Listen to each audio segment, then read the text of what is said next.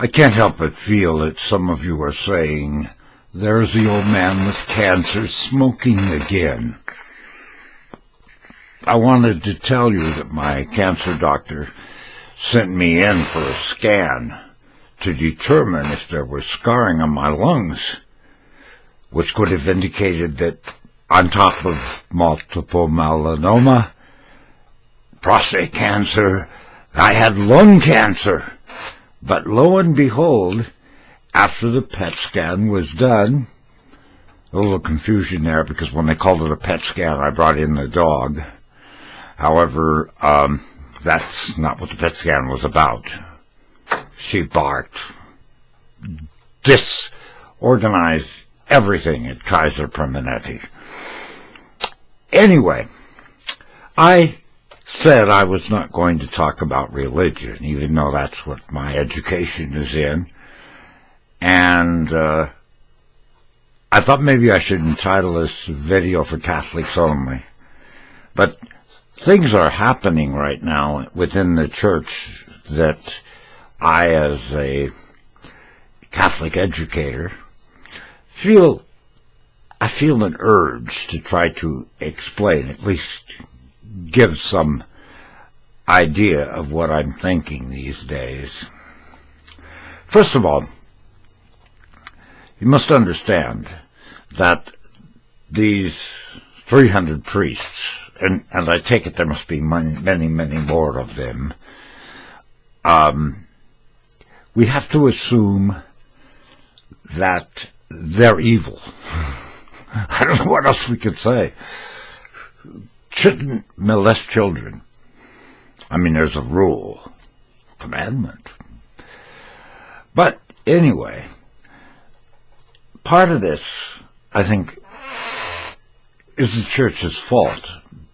It really is. Because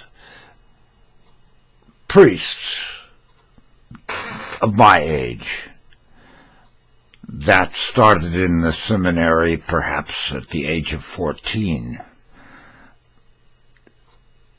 The Catholic Church, nowhere in its education ever touched on sex education. I mean, all the years that I've taught, never talked to the kids about sex education. Maybe we should have. Catholic Church makes a mortal sin. Catholic Church makes a mortal sin like an atomic bomb to the soul. Boom! It's easy to commit a mortal sin. We don't have degrees of mortal sins. There's not big mortal sins and little mortal sins. Any mortal sin is an atomic bomb to the soul.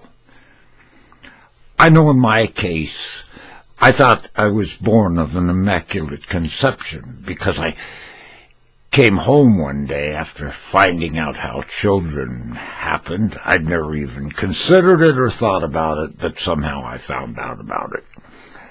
And I asked my mom, I said, Mom, be honest with me. When I asked you how babies were born, you said it had to do with birds and bees. And she nodded her head. Yes, yes. I said, well, I find out that's not how it's done.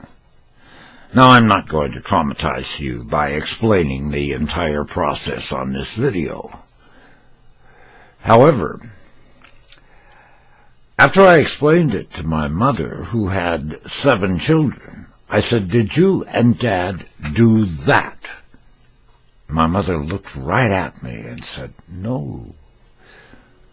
So that was confusing to me. But since there's no division between a little mortal sin and a big mortal sin, they all just boom, I think this lack of education may have led to them. Because, I mean, take a shower and you say, it's dirty, I'll wash it. And the next thing you know, mortal sin.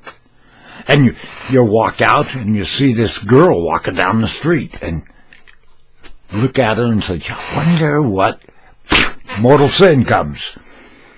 So if we're going to commit a mortal sin, I guess, maybe they think we might as well go for the big one, because there is no big one. They're all mortal sins. It's a sad situation. But another thing to consider, and I think if one looks in the Bible, one can find some very interesting facts about this Satan, this evil power. When Christ literally founded the church, the Catholic Church, he did it with one saying and a rock. He said, "Thou art Peter." His name had been Simon. He said, "And upon this rock I shall build my church. What you bind on earth shall be bound in heaven." Very powerful words. But this was around the time of the Last Supper. He had instituted the Eucharist. He had reminded us that there was a new commandment to love one another. And then he goes on to talk to Peter about what's going to happen in the next few days. And Peter says, no, that cannot happen. And Christ says, "Get thee behind me, Satan." He wasn't talking to Peter. He was talking to Satan. So at the beginning of the church, when it first started, there was a member of the congregation that really wasn't a good member at all, but he was there. And therefore, it's not a surprise that this devil, this Satan, this evil force is within the church today. We must discern, because it is possible we are in end times right now. Things are beginning to happen that are told in the Bible that would be signs of the end times. From fish dying in the ocean, the oceans becoming contaminated. The list goes on and on. It's all there in early Revelations.